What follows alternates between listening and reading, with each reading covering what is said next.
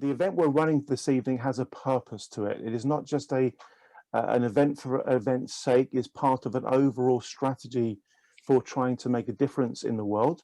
I'm going to spend some time talking about the background and the focus and the purpose of tonight's session. Then I'm going to invite everybody to very, very briefly, and I'm going to stress that, very, very briefly introduce themselves, because we've got quite a bit to get through this evening. So I'm going to work on the basis that because there are a few folk who are new to the Transparency Task Force, I'm going to kind of build from the bottom up. So here goes. The Transparency Task Force is a very unusual organization. I really don't think, personal opinion, I really don't think there's anything else quite like us. What are we? We are a certified social enterprise. There are many of those around. That simply means that we are hardwired to our mission. Our mission is literally stated in UK Companies House legislation. That is our Articles of Association. And what they basically say is that we have a mission, which is to promote ongoing reform of the financial services sector so that it serves society better. That is what we are all about. We have a vision. Our vision is very, very carefully crafted. It is to build a highly respected, and for me, those two words are incredibly important, a highly respected international influential institution that is dedicated to helping ensure that consumers are treated fairly by the finance industry. As many of you know, we now have a pretty large international footprint. I'm going to share my screen to try to elaborate on that point. So bear with me while I just get the relevant page up. So we have many, many ambassadors around the world. Let me share that with you. Our ambassadors are all over the place. We've got ambassadors in many, many parts of the world. In fact, we have approximately 300 ambassadors now. I remember getting very, very excited when we had one ambassador, a gentleman very well known to John Lekomnik, a gentleman by the name of David Pitt Watson. I then got really excited when we got to 10. I kind of got a nosebleed when we got to 100. We now have 300 ambassadors around the world. And basically, our ambassadors are individuals who are particularly well aligned to the Transparency Task Force mission. I'm going to share my screen and show you the ambassadors that we have for the for the USA. I'm going to scroll down quite quickly, so it's going to be a bit blurry. These are all the ambassadors we have in the United States of America. We're very, very proud of them. We're very proud, and we've got some of them tonight, people like John, people like Paul, etc., etc. We're very, very proud of our ambassadors. Our ambassadors are people who basically stand up for what we stand up for. We want more transparency. We want more truthfulness. We want more trustworthiness in the system. We want the financial services sector to be serving of society. And we believe that if it's going to serve society, then it simply must also take care of very, very important things like the planet that we all depend on. So these are our ambassadors, and we're extremely proud of those folks. Here's John, one of the individuals who we have with us tonight, and so on. So we have 300 ambassadors around the world who are all basically on the kind of wavelength we're on, which is all about trying to fix what's wrong in financial services. I'll qualify my comment about fixing what's wrong in financial services in just a moment. But it's not just the UK and the USA, as I've already commented on really. We also have clusters of people in many, many parts of the world. We have TTF Hong Kong, as you can see. We have TTF USA, of course. We have TTF Singapore, Europe, Australia, India, Canada, South Africa. Eventually, we're going to be starting doing bits and bobs in China, but that's kind of on the drawing board. We've got enough on our plate already. And quite frankly, possibly the most important thing for me to stress is that the Transparency Task Force is all about making change happen. We have a strategy for driving change, and it's a strategy that seems to be working. Our strategy for driving change is all about bringing together the thinking of two groups of people. On one hand, people like me and the ambassadors and our members around the world who have a sense of passion and purpose for the change that we want to see. And on the other hand, those who have the power and the position to make change possible. These are the people who, in effect, control the rule book that the system operates by. Now, we know we can influence the thinking of the people with power, and therefore we know that we can help to bring about change. We haven't done much of this in the USA yet, and it's just a matter of time, but in the UK, we really are, in my opinion, having a very, very positive impact. For example, there are now 2 all-party parliamentary groups in the UK that we have helped to create and that we are the secretariat for. Let me just get to the right page here. So an all-party parliamentary group is when politicians agree to work together even though they're from different political parties. So this is the all-party parliamentary group on personal banking and fairer financial services. We are the engine behind that all-party parliamentary group. We've recruited the politicians into it. Here they are. These folk I'm showing you now. There's no reason why I'd expect you to know any of them, but some of them are quite significant senior parliamentarians. They're all part of the all-party parliamentary group on personal banking and fairer financial services. Believe you me, just getting dialogue with a politician with one is quite tough. Actually rounding them up and getting them to focus on something like making the financial system fairer is pretty challenging, but we've done it. And we're really, really quite proud of that. We are the secretariat to the APPG. Here's me, I'm the chair of the secretariat group. The others are all Transparency Task Force members. Some of them are quite significant people. For example, Sue Lewis, she used to be the chair of the Financial Conduct Authority's Financial Services Consumer Panel, a perfect fit for this APPG. She's also, I'm very proud to say, on the Transparency Task Force Advisory Group. And as you can see, we've got other people as well here. The other all-party parliamentary group is the one on pension scams. And we're even more proud of this because the world of pension scams is absolutely horrific. Pension scams in the UK is a massive problem with society. People are being tricked into transferring their pension funds into what turn out to be bogus investments. People have committed suicide because they lost their entire life savings. We know there are husbands who've been tricked into losing their pension funds who haven't even had the courage yet to tell their wives, and vice versa. There are children self-harming because their mums and dads are so stressed because they've got no money and they're old. All sorts of issues like this. It's a huge issue.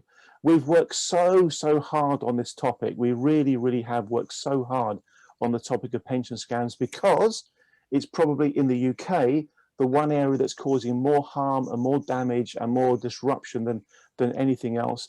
And I'm so proud, not just of the number of politicians we've recruited to the cause, but also the secretariat, the people who are working with me to be the engine for good behind this particular all-party parliamentary group. Not only have we set up the all-party parliamentary group, we even campaigned to get an inquiry opened, and we managed to do it. We have a Work and Pensions Select Committee inquiry that's been running for 4 or 5 months, all about pension scams, and we are the folk that campaigned to get that open.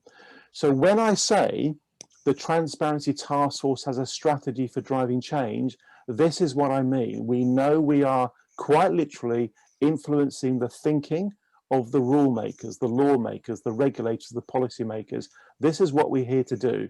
TTF is not just a talking shop. Believe you me, honestly, if I thought we were just talking about stuff and we didn't have any chance of making a difference, I would quite literally wrap up TTF tomorrow morning, go back to do what I used to do and treble my income within a matter of weeks. Believe me, that is what I would do. The reason it makes sense for me to sacrifice what I'm sacrificing to do what I do is because I know we are making a difference, and that is the most satisfying thing that we could possibly be doing. So that's the TTF. Before we go to brief introductions, and I stress they will need to be brief, I want to talk to you about one particular initiative we have on the go. It's a very, very important initiative, and I'm going to explain it first. I know the financial services system in the UK like the back of my hand. I really do know it so well. I've worked in it and I've been involved in it for 30 plus years. However, I don't know the financial services system in the USA like the back of my hand. Of course I don't. I don't know the financial system in Ireland like the back of my hand or anywhere else. So we want to do that. We want to know how the system works, because if we know how it works, we can start to influence it. So what I'm going to do now is explain to you all our mind map idea. It's quite simple, it's quite straightforward, and frankly, upfront, being transparent, we're looking for volunteers to help us, because you've got the knowledge of the USA system that we don't have. But let me explain, it's not going to be painful to help, and you can all help a little bit. And that's the philosophy. If everybody helps a little bit, collectively, we can achieve a great deal. We really can achieve a great deal. So here's the explanation of what this is all about. I'm going to share my screen once more. So we call this our VIP Mind Maps initiative. Very simple. Basically, what we do is we have already found a leader for this initiative. His name is Ian Veach. I'll show you some of the other volunteers we've got in a minute. But Ian Veach is a lovely gentleman. He's actually from Scotland, but he lives in Ireland near Dublin, and he has volunteered to help us with a project called our VIP Mind Maps. AOA is just a piece of software, very simple software. You can get it for free. We're paying a small amount because we need some of its functionality. And what Ian's doing is basically creating a mind map. Now, because he's based in Ireland, it makes sense for him to start this off in Ireland. So I know you can't see the detail, don't worry, but that is the current state of play for the VIP mind map for Ireland. I know you can't see the detail, but in the middle, you've got the Irish flag and the word Ireland, and all the branches coming off it are important people in the Irish financial system. So I'm now going to, I've zoned in a little bit, and you can start to see how this mind map works. It's very, very simple. And then we've got the different branches coming off it. So we've got financial regulators. They are obviously really important.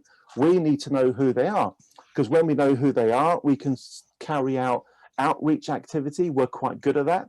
We're good at breaking the ice, getting to know people, building relationship, engaging, understanding, finding common ground, and then getting them involved in what we do. We're pretty good at that. That's how we've ended up with 2 all-party parliamentary groups, despite the fact that we haven't got any money or any power whatsoever. Politicians, goes without saying, they are incredibly important. And as you may or may not be able to see, what Ian's very kindly done here is he's filled in all the key politicians in the Irish political system that have an interest in or a bearing on the financial system. Same with policymakers in the yellow shade.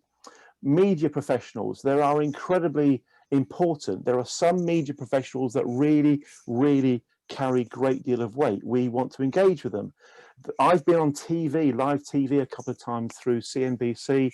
We've been on BBC Radio 4 times. We've been on the front page of the Financial Times.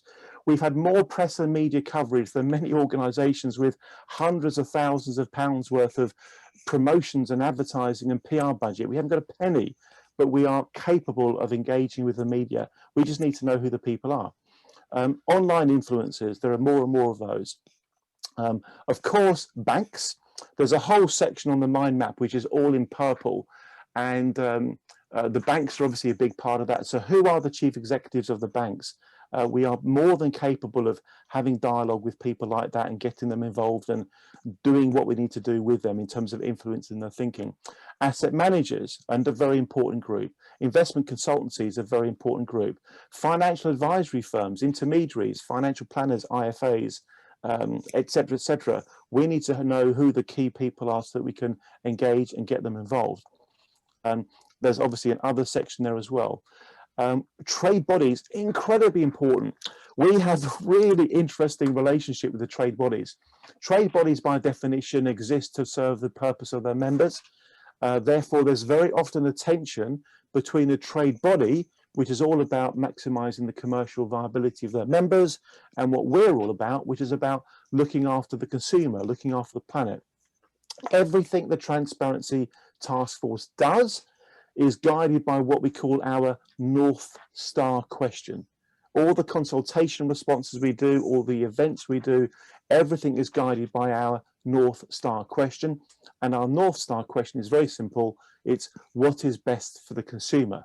So almost by definition, you can see that sometimes there's a degree of tension between us and the trade bodies, but we can still have an effective working relationship with them. We can still manage them. We can still make progress with and through them.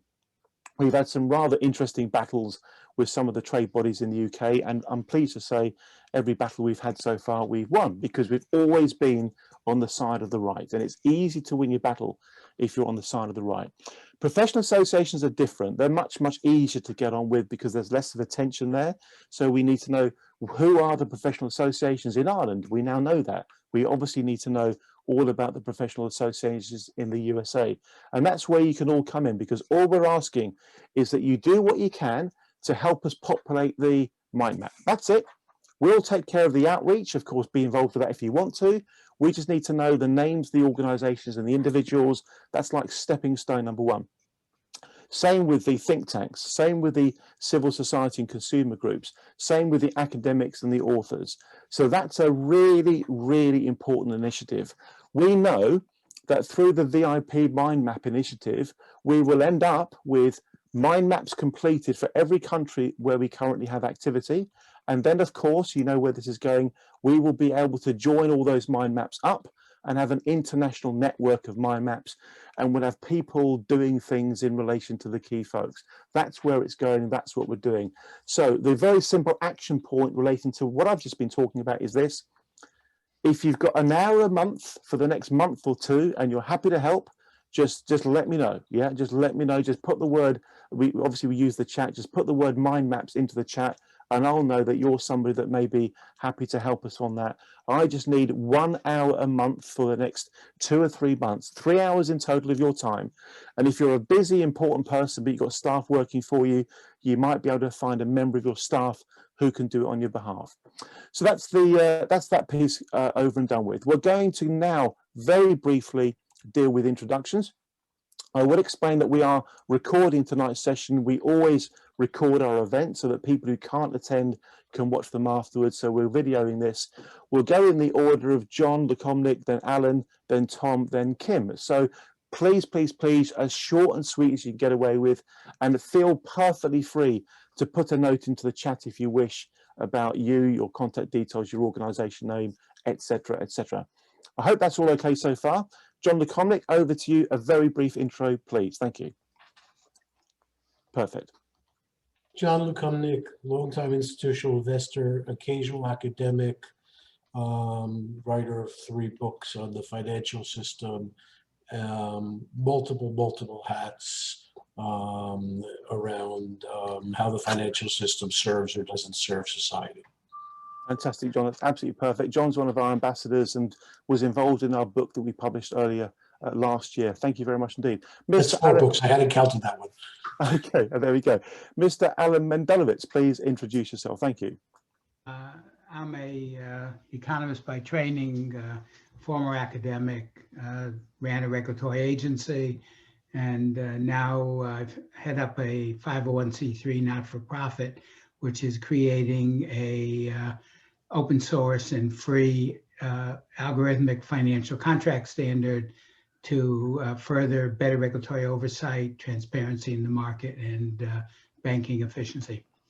Thank you very much indeed. And we've got to know Alan and his organization, Actis Financial Research Foundation, very well indeed.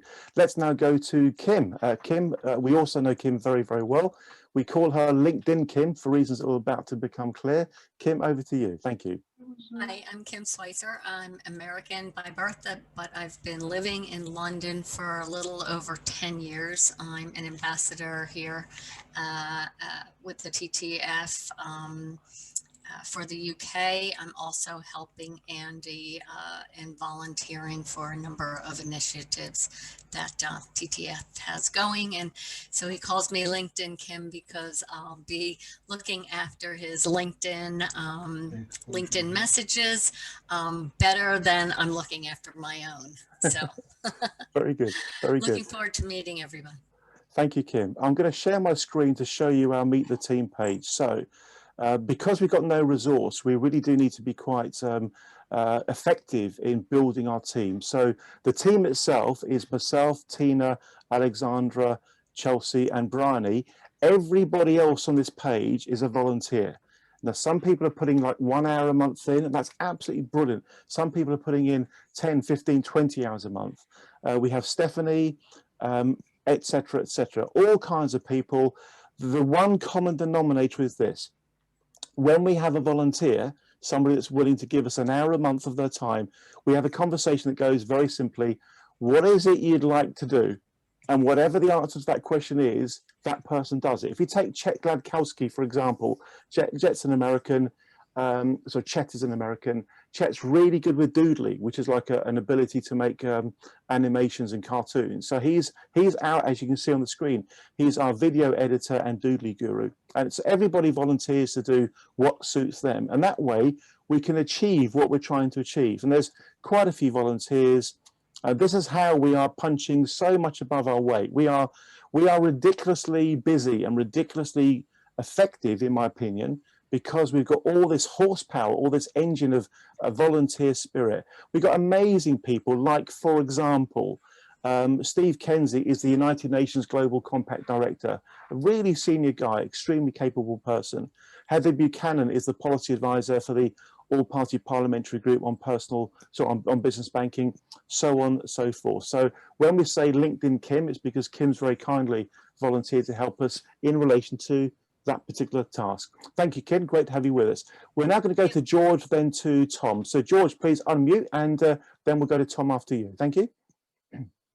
Yes, thank you. I'm George Melman, longtime affiliate of the TTF Group, and I am based in Boston, Massachusetts. I have had a career mostly at Fidelity Investments, where which is the big investment manager in the U.S., and I have mostly been involved with endowments, pension funds, and defined contribution plans. I think everything that's going on is great.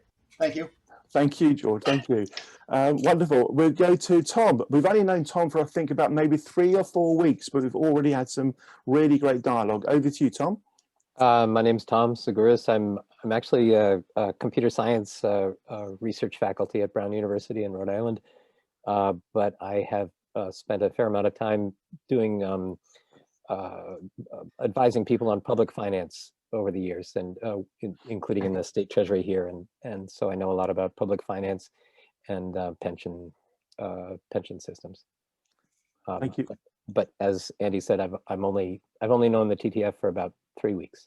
Yeah, thank you very much. Tom's got a great project on the go, which is all about comparing, contrasting the tax treatment of pension funds around the world. If any of you have an interest in that, then please do let Tom know via the chat. We'll now go to Doug, then to Lawrence, then to Chris Toby. Douglas, please introduce yourself. Thank you. So hi, I'm Doug, and I have a small registered investment advisor here in California, and I have a interest in this subject. I have a process to create videos explaining how or what an investment does for retirement plans, 401k plans. Thank you, Doug. Thank you very much. We seem to attract a particular type of financial advisor, financial planner. They tend to be fee-based, client-centric, fiduciary-orientated. People like that, other kind of financial planners, not just in the US, but around the world, that get involved with the work that we do. So great to have you with us, Doug. So we'll now go to Lawrence, then we'll go to Chris. Lawrence is one of our speakers this evening. We've only known Lawrence for, I think, about 6 or 7 weeks, but we got to know Lawrence through a very, very important ambassador, a lady by the name of Darby Hobbs up in the Boston area. Lawrence, please briefly introduce yourself. Thank you. Thank you, Andy, and good evening, everybody, if it is evening where you are. Tom, it looks like I have you beat by about 3 weeks, so this is brand new for me. And it's a pleasure to meet everybody, because obviously everybody's here for a deep reason. So my work is, I do a couple different things. I work in the world of transformation and leadership and speaking. I do that from an individual basis and work with organizations as a speaker. I also do leadership work with United Nations, an initiative called Future Capital, where we're convening people for the last 3 years and bringing conscious economies throughout the world that work for everybody. And it's a fascinating, wonderful mission.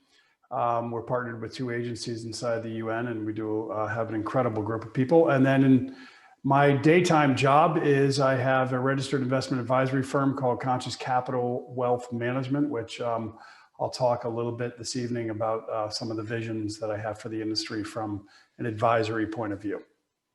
Perfect, Lawrence. Thank you very much indeed.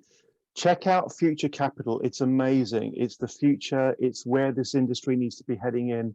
Please do check it out. We want to get as behind it and support it and as involved with it as we possibly can. I'm sure you'll find what Lawrence will speak later about is going to be very interesting to many of you. Chris Tobin.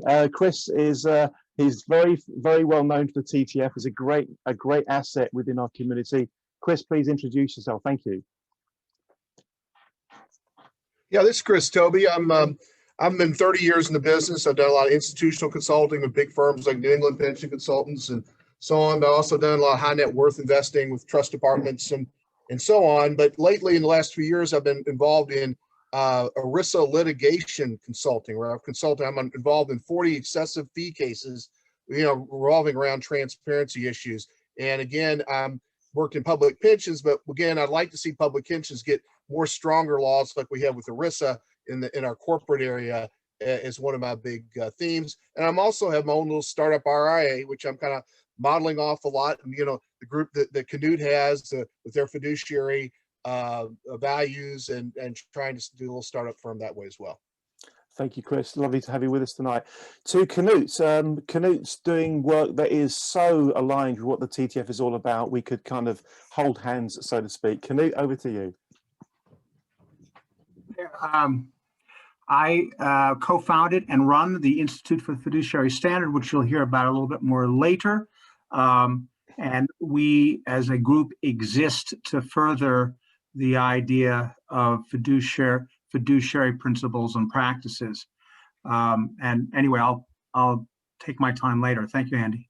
Thank you, Canute. Canute's spoken at, I think, a couple of our events in the USA. In 2019, I personally ran meetings in Dublin, Amsterdam, Zurich, Brussels, Hong Kong, Singapore, Sydney, Melbourne, Washington, DC, Boston and New York. And Canute and others here tonight have spoken at those. As a result of 2019's work, we recruited 65 contributors to the book that I mentioned earlier, which I'll come back to briefly later on.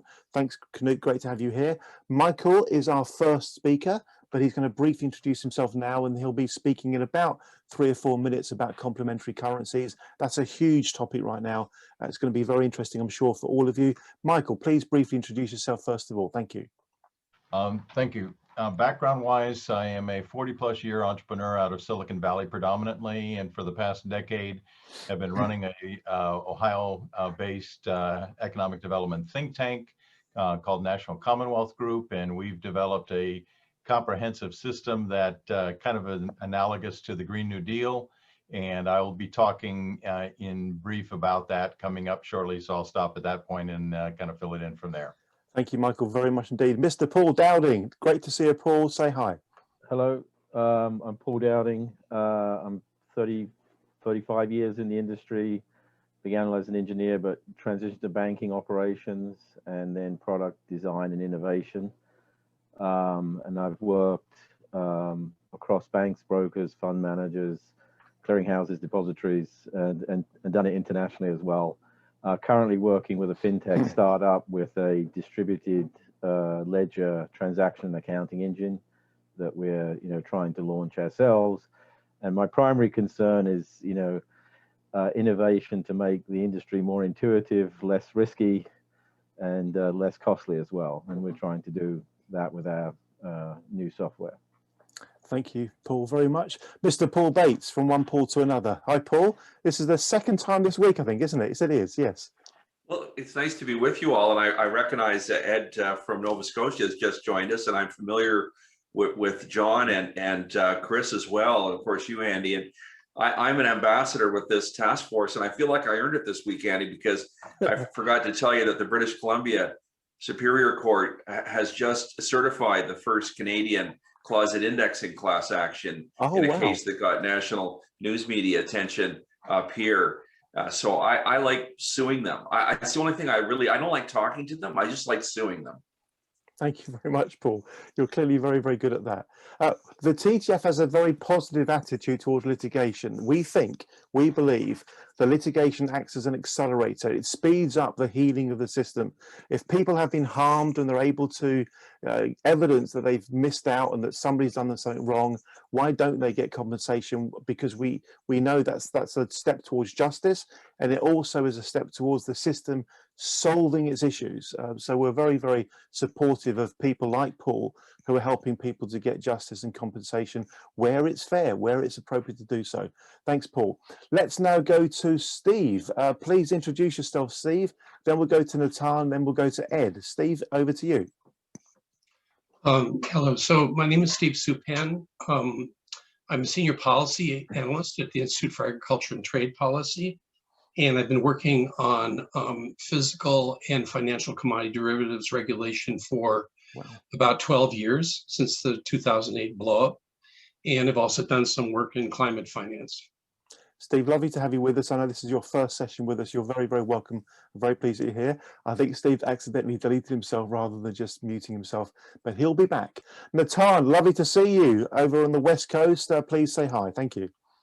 Hi, thank you. Hi, my name is Natan Seidenbeber. I'm the CEO of Stakeware, which is a software company based out of San Francisco. And we help companies unify their ESG and stakeholder data. And the interest, particularly for this conversation, is around stakeholder capital, stakeholder capitalism metrics and things of that nature, which is where we're trying to specialize in. In other words, helping companies generate those kinds of metrics and measure the trust of their stakeholders by doing so.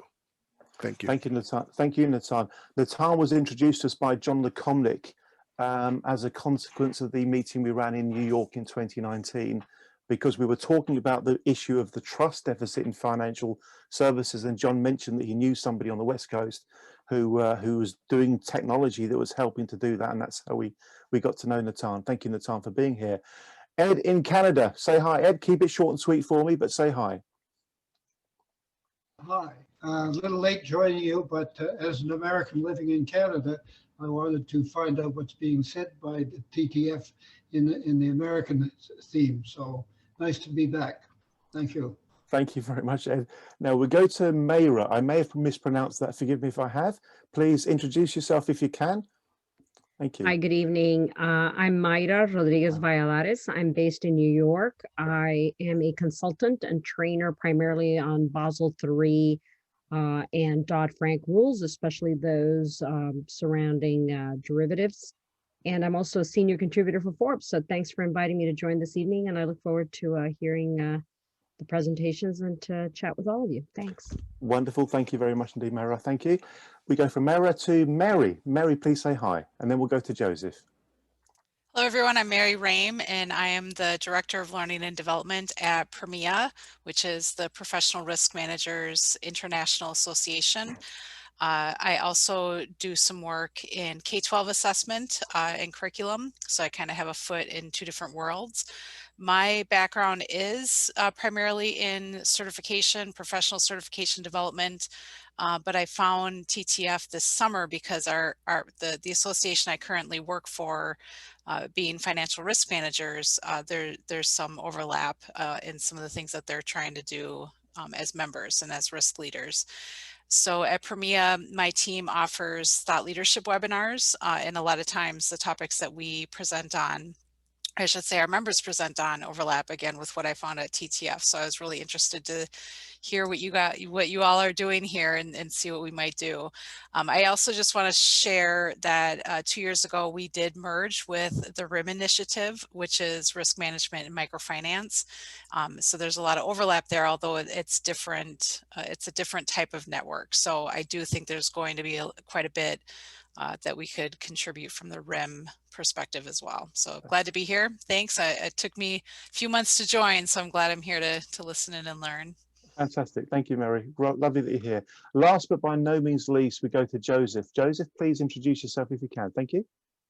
Sure. Hi, I am Joe Cizewski. I'm currently a derivatives consultant and special counsel at Better Markets, which is a nonprofit organization in the US that's in essence dedicated to ensuring that the finance sector serves the broader public interest. Yeah. I've worked in industry and in government in the US. In industry, I worked at two very large, one could say too big to fail, global investment banks focused primarily on derivatives and securities issues. In government, I served in several roles at the Securities and Exchange Commission, as well as at the Commodity Futures Trading Commission in a number of capacities. My most senior role, I was the co-chief of staff and co-chief operating officer of the CFTC. So I'm very interested in everyone's thoughts on how we can best improve the US's regulatory frameworks. Fantastic, Joseph. Really great to have you with us. Next time we run a US-focused event, Joseph, we'd love to have you as a speaker. What your organisation does is absolutely superb, and I'm sure there's a lot you can tell us and frankly teach us about trying to reform the system. Really pleased you're here tonight, Joseph. Okay, we're going to spend the next 10 minutes or so listening to Michael. Michael is going to be talking about a subject that until roughly 6 or 7 months ago, I knew absolutely nothing about whatsoever. And he's blown my mind with the possibilities in relation to complementary currencies.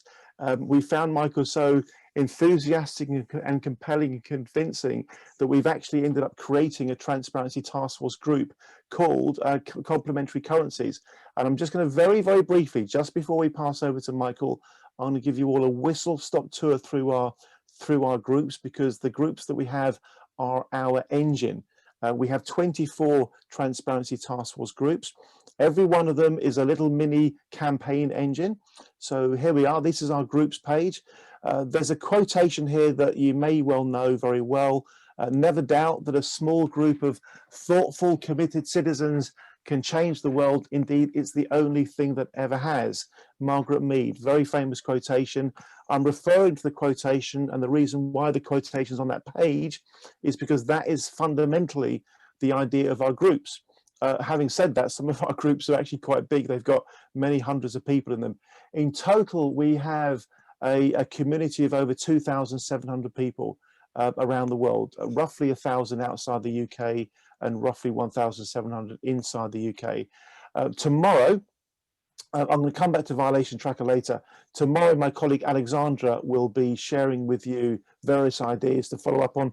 One of them is the idea of making sure that if there are any TTF groups that are relevant to you, that you take the opportunity to join them. At very, very worst, they're great for networking with people around the world, which is nice. At very best, you might find yourself getting involved with the actual campaign activity, which is super cool and super important. So they are our groups: foreign exchange and payments, banks, building societies, academics, retired professionals, professional pledges and oaths. I'll come back to that as well. Data standards, and our newest group is complementary currencies. This group would not exist if it wasn't for Michael and his ideas. I hope you find what Michael's about to say interesting. You may or may not agree with his perspective, but listen to the guy, allow him to share his thoughts about how the world could be a better place as a consequence of complementary currencies. He's got a really tough job on his hands to explain it in 10 minutes, but I know he's going to give it his best shot. So let's welcome Michael. Over to you, sir. Go for it.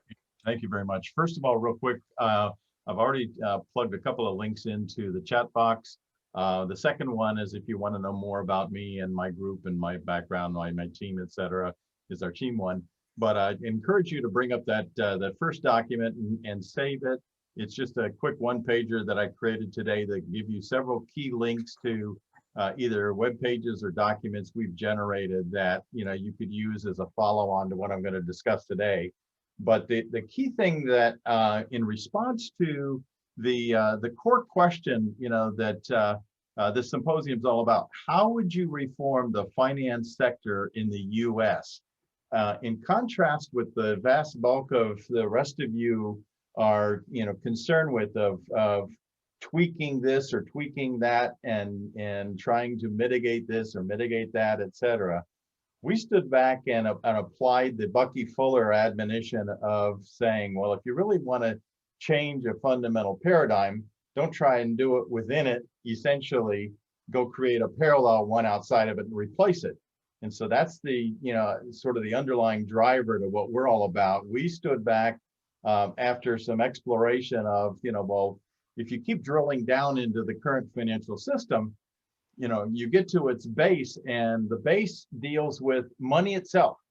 And, what really is money, who controls money in society, who issues it, et cetera.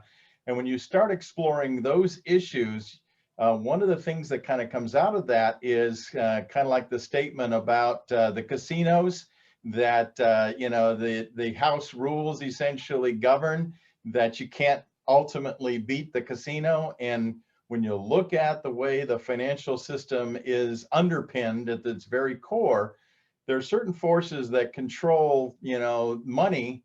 And from that, all the rest of it, evolves and unfolds and derives.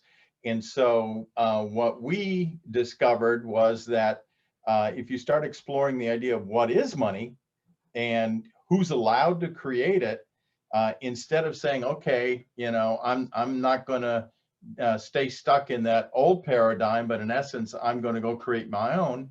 And it starts with issuing our own money. And so we did a lot of investigation about the whole idea of the issuance of money. And as Andy, has said, probably the most common descriptor for that is complementary currencies, but it goes by virtual currencies, local currencies, alternative currencies.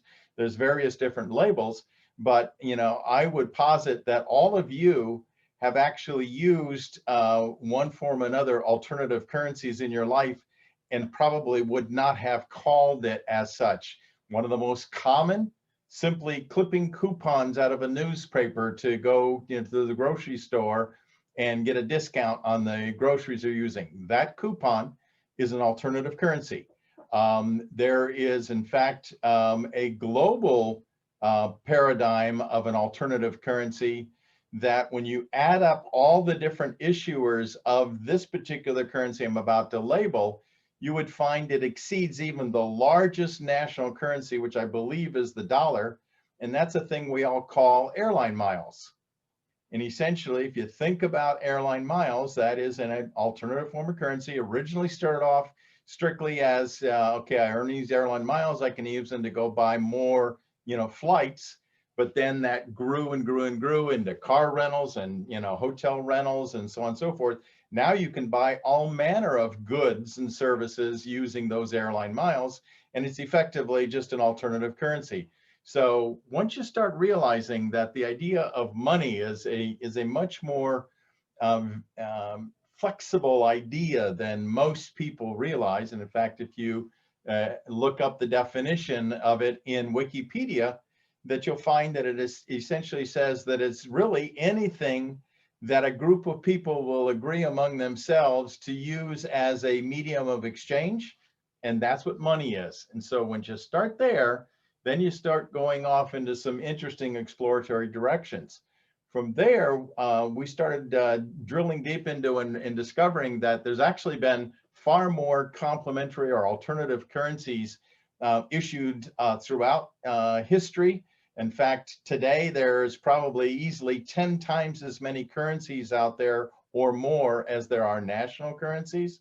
And they go all the way back. We've been able to trace them back even into the Egyptian days. So it's a concept that's been around for a very long time. The thing is, though, anybody who's had much exposure to that space, what you will discover is the vast majority of applications of the idea usually comes in the form of a currency that's been issued by some local community group, often coupled with what they call a buy local campaign, where they're trying to encourage users to make goods and service purchases from local merchants. And if you look at those programs, generally they have a marginal benefit, to the communities, but not anything that is extraordinary and game changing. We did, however, find circumstances in history where there was dramatic impacts on the local economy. For those of you who have ever looked into complementary currencies, you will run across a very famous town in Austria that during the middle of the Great Depression, the mayor there decided that they were about to go under, and he started issuing his own currency. And the turnaround was so dramatic that they went from 30+% unemployment to near zero in a matter of weeks. And therefore, you know, just a spectacular result.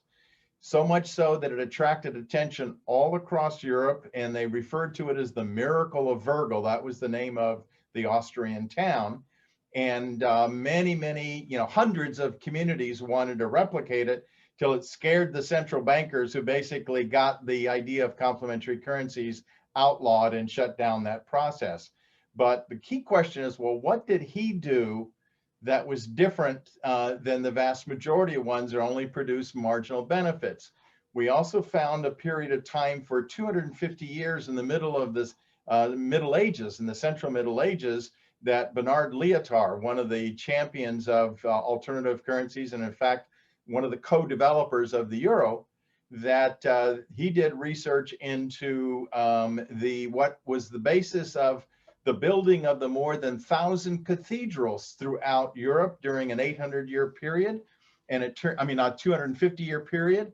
And it turns out that, again, it was the communities issuing their own currencies to pay the architects and the stonemasons, et cetera, to build these, and produced a incredibly robust, healthy economy throughout Europe until they got outlawed again. And in fact, 2 generations later, they had the Black Death. And so what was it about them? And this is getting to the core idea that we discovered. For those of you in the economics world, you may have been exposed to a rapidly growing concept out there called modern monetary theory, MMT.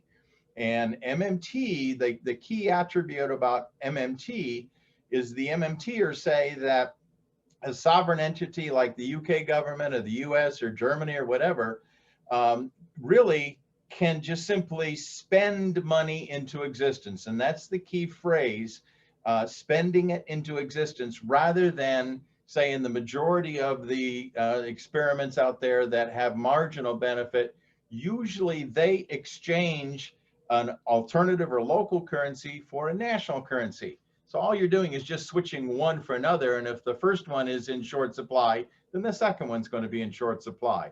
Whereas those that issue it, like the mayor in Virgil did, he essentially hired workers to directly work for the city, and for their labor, he paid them currency, which he created. That kept infusing more and more money into the local economy. And that we determined to be probably the secret sauce that these very successful ones had applied in their circumstances to create significant results. I'll jump to the bottom line. We took that idea and modernized it, developed an entire new paradigm or ecosystem around it that we call the Sustainable Communities Framework, which, for those of you who have heard of or familiar with the Green New Deal, essentially it's like the Green New Deal in that it's economic, it's social, it's environmental, it's the whole ball game, but it's regional rather than national, and it's funded by the issuance of a people's currency rather than the government.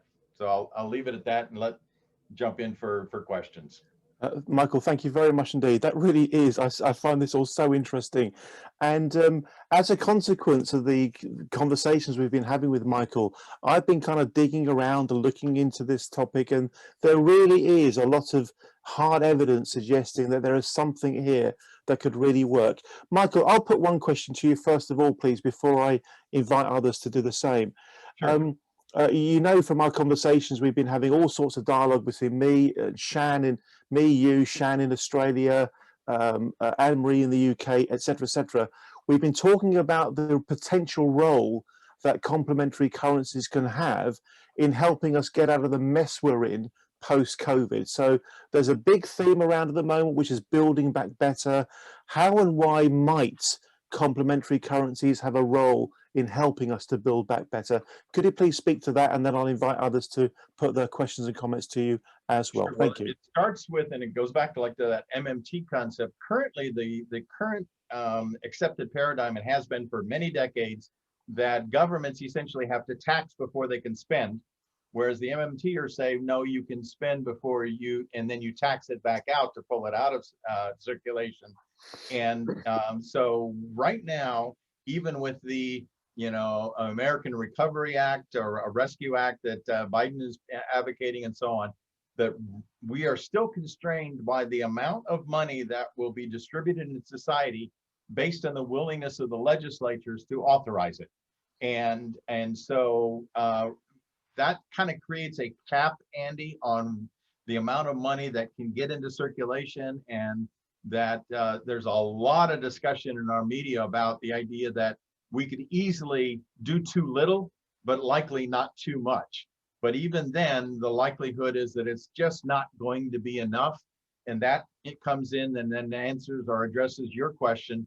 We see that at the local level, we can then start augmenting what resources we could get out of the federal government by issuing our own. And there's a vast number of things that could be done locally if you issue your own. The key, if I may anticipate one key question, Andy, because we're working with senior folks in Washington about this right now, is that how do you get the local folks to accept your currency? What gets them over that hump? And there is a push in Congress at the federal level right now, where a special group under the Internal Revenue Service, our primary taxation entity, did a study 2 years ago about complementary currencies, and essentially recommended to our IRS that they accept those for payment of taxes. If they do, that will have a massive ripple effect downhill, because every government entity from state on down would likewise then have to accept them. And so now you're turning on an economic engine at the grassroots level across the country if that occurs. And we're this close to that being approved in our country. It really is interesting stuff. So please wave your hand at me. I think Tom wants to go next. So Tom, please put your comment question to Michael. Go for it, Tom. It's not so much of a question, but I wrote a couple of memos about how local governments could use tax credits as a complementary currency, once for a think tank in California and one for a city in on the East Coast. That anyway, if you're interested in them, they're available on my homepage. Can you put your link, your webpage in the chat box there, Tom? I'd love to look at them. Yes, thank you. Yep. Very, very good. This is great. We love making connections with people around the world, within the same country. We really do get a kick out of doing that. It's lovely when we see it happen. Would anybody else like to make a point at this point? Just wave your hand at me if you'd like to. We go to Ed. Ed's always in there. Ed, go for it, Ed. Take yourself off mute and nice and loud, please, Ed. Thank you. Okay, I'm wondering how the movement in the U.S. to the establishment of public banks can work into the generation of another currency, whether that ties into the picture you're talking about. Yeah, I've been involved, Ed, in public banking for over a decade, and Ellen Brown's a very close friend of mine. I used to be on the advisory board member, and it is very much baked into what we're doing. We're actually seeking a charter from the federal government for establishing a nonprofit-owned public bank. And ideally, we'd love to have it be the entity that actually issues our currency rather than our nonprofit. So, yes, the two are very much intertwined in our plans and strategy. We're going forward without the bank to start with because it's such a big boulder trying to push it up the hill. But if we can get it, it will dramatically improve on the whole equation. Thank you, Michael. And we've got time for one more if there is one. Would anybody else like to make a point at this stage? We go to Alan, and then we're going to go to Steve. We're going to squeeze two in. Alan, go for it. Thank you, Alan. Yeah, Michael, these are interesting things, but the economics discipline is always bombarded with easy solutions for difficult problems, and they're almost usually wrong. Supply side economics. I mean, there was no analytical or empirical foundation for it.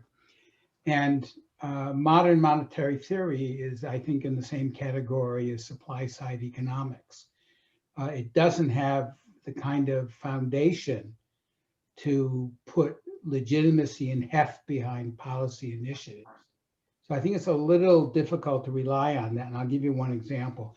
It's built around the claim that there's not enough money.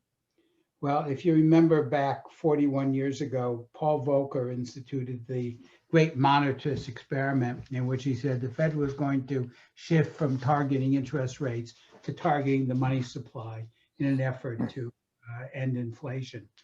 And after a year, he stood up and said, well, I still believe that targeting the money supply is the right policy target. Unfortunately, we don't know what the money supply is. We can't measure it with any confidence. And therefore, we're going to go back to targeting interest rates. And the key to that is that all monetary policy is built around something called the monetary identity. And the monetary identity is just MV equals PT. Money supply times velocity, where velocity is the number of times that a dollar turns over in the course of a year, equals PT. P is, either you think of it as a price vector, and T is a vector of all quantities of goods, or just, some price index times some production index.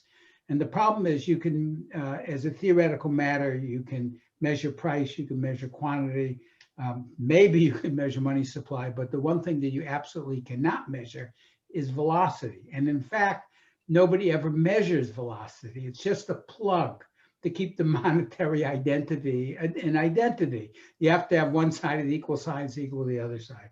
And because of the role of velocity, anything related to monetary policy is extremely difficult to use in a policy framework. That's one issue. Second, on this issue of alternative currency, it's whenever money, what makes money money? Money really has three functions, not just one. One is the fact that people accept it as a means of payment.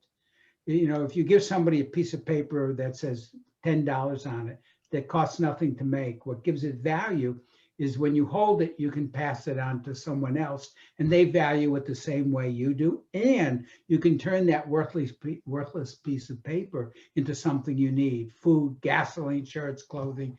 So that's one. The second is a unit of account. You have to be able to measure, store what you have, what it's worth. And the third is a store of value. Mm-hmm. And money has to be able to do all of these things. And what makes national currencies, when they are appropriately managed, money, is the fact that it performs all these functions well. And when you compare any of the alternatives, whether it's cryptocurrency like Bitcoin or Ether, or I haven't read this in 50 years, but this is a wonderful article about how during prisoner of war camps, Allied prisoners in Germany, cigarettes were the alternative currency. That was the thing that was used for trading everything. Mm-hmm. Why was gold money? Because scarce supply, a lot of it, you could come up with a little coin, it would represent a lot. And so the big problem with all these alternative currencies is that to the extent that they rely on something like modern monetary theory, they lack a strong conceptual analytic foundation that would support policy formulation. Secondly, the big advantage of money is the fact that it is efficient to use. And anything that isn't money that you use as a means of payment is far less efficient and exacts, lots of penalties in terms of trying to use it to acquire something of value. And when you think about some of the things you cited as alternative currencies, like airline miles, it's just a way of giving a discount to airline travelers to get them to stay and to make sticky customers.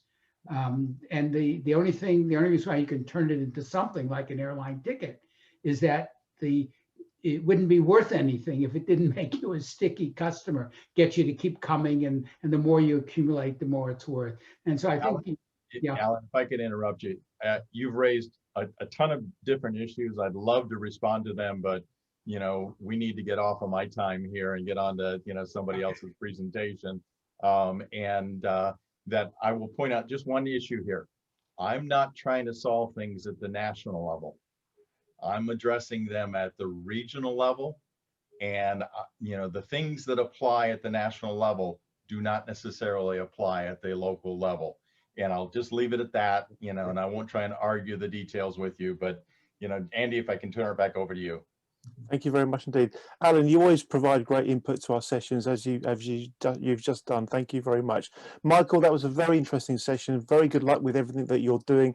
Keep us posted. We remain interested in it because it looks like, at least on a local regional level, it can work. We know in the UK, for example, there's something called the Bristol pound. In Bristol, one of our major towns, or is it a city? They have a very, very effective complementary currency. So actually, it's collapsed. It's unfortunately, it's recently collapsed. Oh, I didn't know that. Part of the problem is they do the very thing I was saying. They essentially would swap it for the main currency. And that was the weak link in their whole thing. Doug, you had a question to me? Doug, if you can keep it very brief, please, for us. Doug, thank you. So just to get a better understanding, what it sounds like to me, and I could be way off base, but what it sounds like to me is almost shop local, in that a lot of stores right now in the United States, and I'm sure elsewhere, because of COVID, are closed down, or difficulty with retailers. So if there was a local currency, it sounds like almost like a discount. So if you use the local currency, maybe you get 10% off. Whereas if you're using the dollar, it's more. Is that what it is? No. In fact, by the way, we're going to be Ohio statewide. So it's not just simply a local community, but it's state by state, which we call the region. And there's not necessarily discount elements, but again, it's, we're taking up way too much time.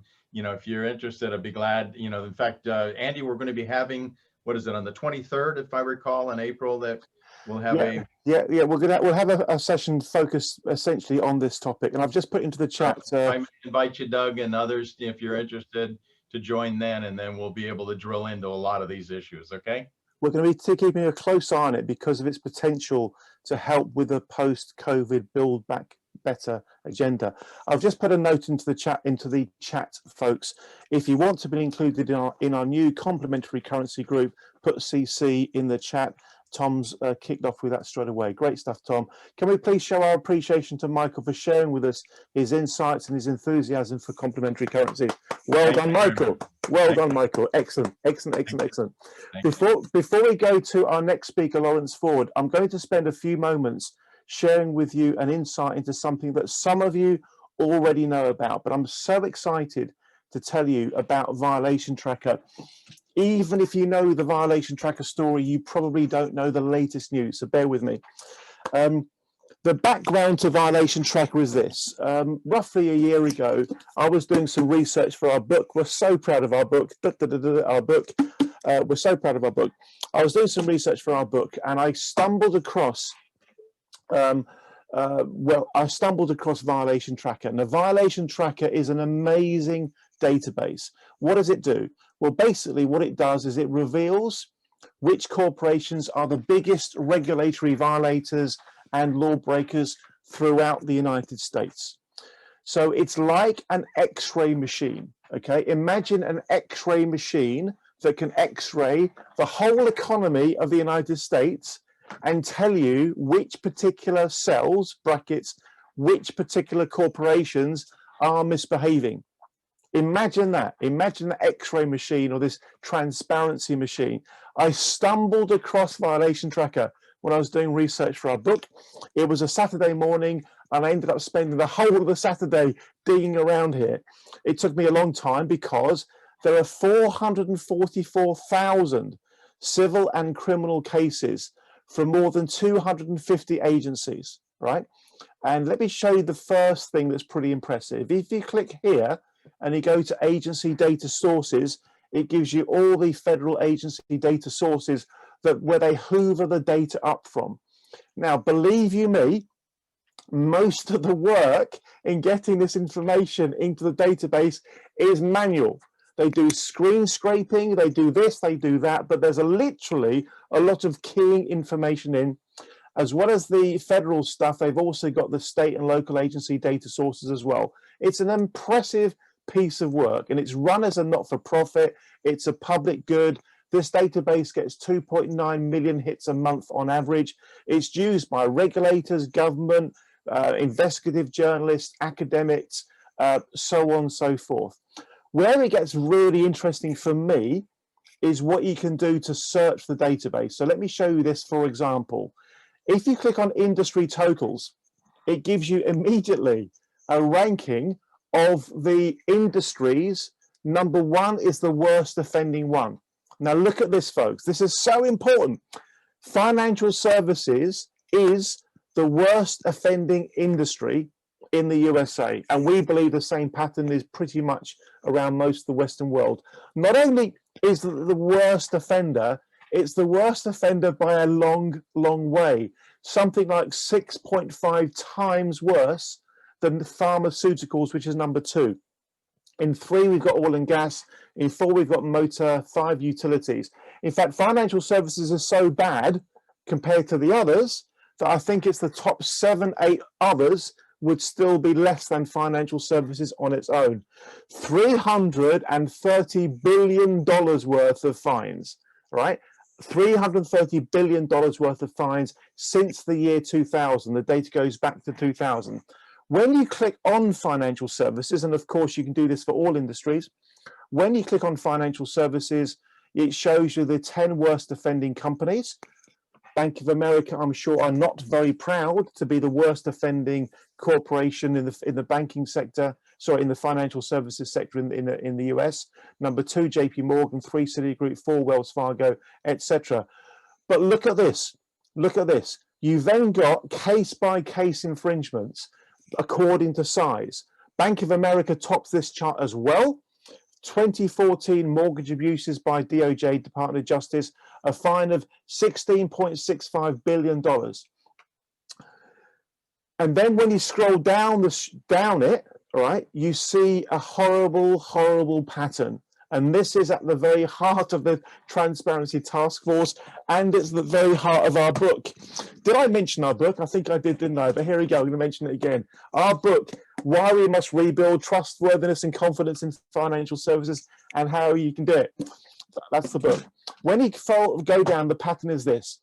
The same organizations are being caught doing the same things over and over again. Not opinion, fact. Look at the data.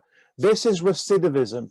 Recidivism is the word that describes when an individual or an organization carries on misbehaving despite the fact that they're being caught doing it, they're being reprimanded, they're being fined, they're being penalized. And what this says to us within the Transparency Task Force is this is proof positive that we have a massive cultural problem within financial services. People in banks who are former bankers who retired from banking are telling me banks quite literally think of getting fined as simply a cost of doing business. This is a huge problem. And despite the length of that page, you'll see, if you look at the bottom here, there are many, many, many more pages to go. There's a reason why I've mentioned this just before Lawrence's talk, and I'm going to explain why. As well as this database being wonderfully powerful from the perspective of understanding which organizations in the banking sector and financial services are being naughty, you can slice the data in many, many other ways. Lawrence, as I'm sure he's about to explain, has a real interest in responsible investing, impact investing, etc. And one of the other things you can do with this, which is really, really cool, is you click on offense types and you've got a long list of choices. You can choose by loads of different things. One of them is environmental violation. So we think, for example, this is the sort of thing that the United Nations itself might want to really get its head around, because you click on it and you'll see BP number 1, Volkswagen number 2, Occidental number 3, American Electric Power number 4, etc., etc., etc. And one of the reasons why I'm so enthusiastic about this database is because if you click on one of these, and I'm just going to randomly click on one, I've never even heard of Tronox, I've got no idea what it's about to show us, but it's showing us this. Tronox was, I may not even be pronouncing it correctly, forgive me if I'm getting that wrong. Tronox was fined $270 million in 2010 for environmental related offences, environmental violation. Here's the story, the summary. Under a global bankruptcy settlement lodged in federal bankruptcy court in Manhattan, Tronox Inc. and its affiliated debtors agreed to pay $270 million to trusts and to federal and state agencies that will fund the cleanup of contaminated sites in 22 states. Bloody hell! Excuse my language. Excuse my language. And then if you scroll down, it always takes you straight to the source data. Here we got Department of Justice, the actual narrative straight from there. So the data for this case got into Violation Tracker because they screened this, scraped the data and fed it in. It's absolutely marvelous. Now, the good news is this: when I stumbled across it, being the kind of person I am, I said, fine, I'm going to phone these people up and have a chat because I want this in the UK. The United Kingdom does not yet have Violation Tracker. Guess what's going to happen? We're going to get one. So Violation Tracker is coming to the UK. When we get it to the UK, we're going to get it into Australia. From Australia, we're going to get it into Canada. Then we're going to get it into Europe. Then we're going to get it into South Africa. The world needs an X-ray machine showing which corporations are not behaving properly. And that's exactly why we're so enthusiastic. We've worked so hard. We've built a community of about 30 key stakeholder organizations in the UK to help me bring Violation Tracker to the UK. And I'm so proud to tell you, we've been given some money. Now, everybody that knows me and everybody that knows TTF knows we haven't got any money. But guess what? There's a wonderful trust called Joffe Trust, Joffe Trust. They've given the Violation Tracker UK project some money. And on March the 9th, there's a big symposium we're running. If you're into ESG, governance, responsible investing, anything like that at all, if you're into data, come to the event we're running on March the 9th. We're partnering with an organization called Share Action, who are really cool people. They're all about responsible investing. So it's Transparency Task Force plus Share Action plus Violation Tracker, a big event on March the 9th. Please come to it. We've got 2 other grant applications in as well. And we've got all sorts of really cool stakeholders in the UK getting behind this. The world needs an X-ray machine to tell us which corporations are being bad. The reason we need it is because if we've got access to good, reliable data, if we've got a transparency machine at our disposal, we can speed up the rate at which the world of commerce improves how it behaves.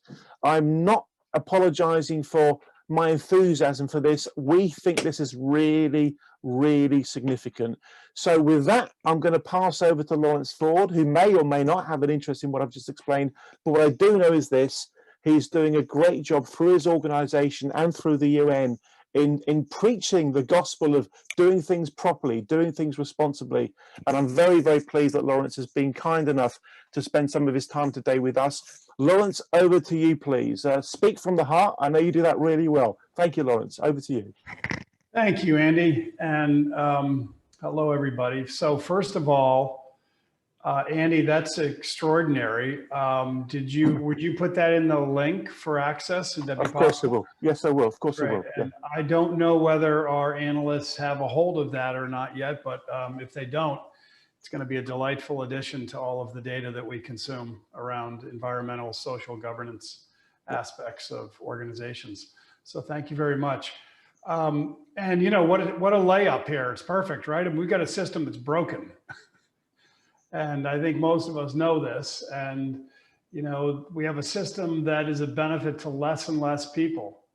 And as the separation of wealth expands, you know, we get more and more people feeling like they're not participating and even feeling like they're excluded. And ultimately, when that happens in any system, the system rebels against itself. And that's what we've been seeing over the last few years in our capital system today. But, you know, from my point of view, the economic system is not the problem. It's lifted, you know, billions from poverty.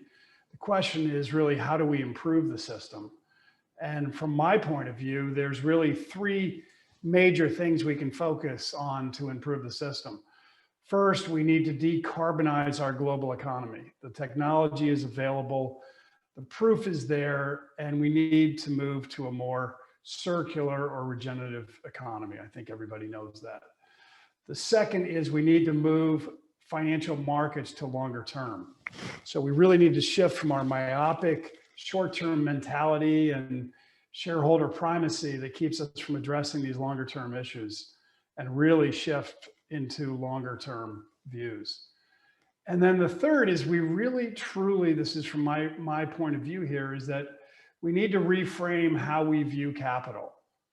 And we need to make the system more empowering and inclusive.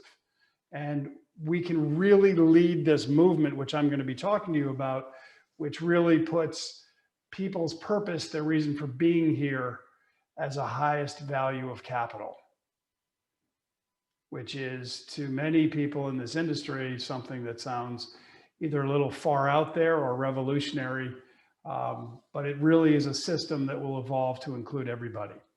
And so my work that I do that Andy's talked to you about, which I think what I'll do is I'd like to kind of do a quick flyover of my work a little bit and then maybe engage a conversation, because what I have realized from this brief time on this call is that there's some pretty interesting, unique people on this call from different perspectives.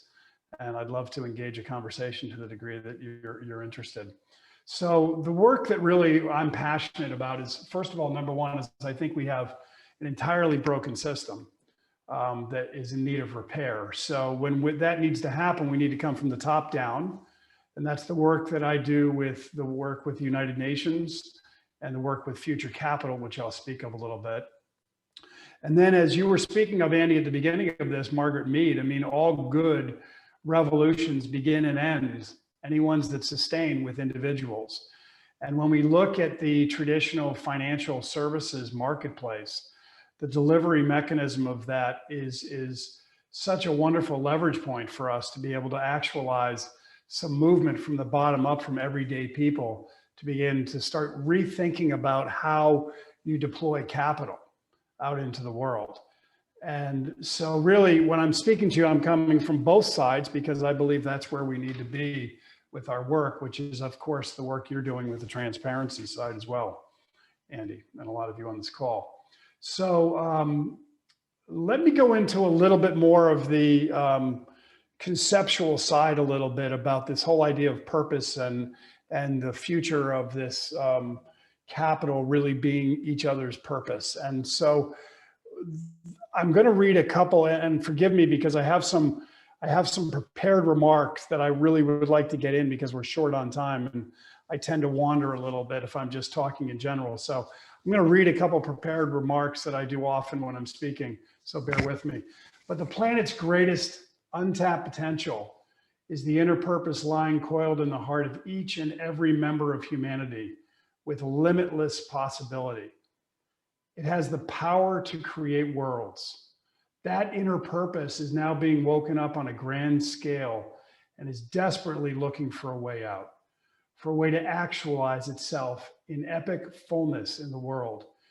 And we can provide it in the financial services space here with a channel and expression for it to do that, so it can indeed create a new world.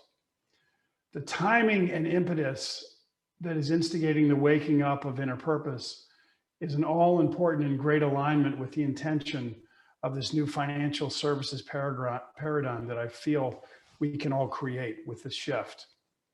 We're witnessing a growing wave of human inquiry on the planet that is occurring once an individual has begun to achieve what they set out to achieve, has begun to accumulate wealth, and then from a perch higher up on Maslow's triangle starts to ask life's most pivotal questions, which is this all there is? Am I bringing real meaning into my life? How can I connect with and then fully live my inner purpose out to the world? Why am I here, quite literally? And so, as we know, when people get up into that higher level of the triangle and have the basic needs met, many do this through a change or a shift in vocation or philanthropy or volunteering and service and activism.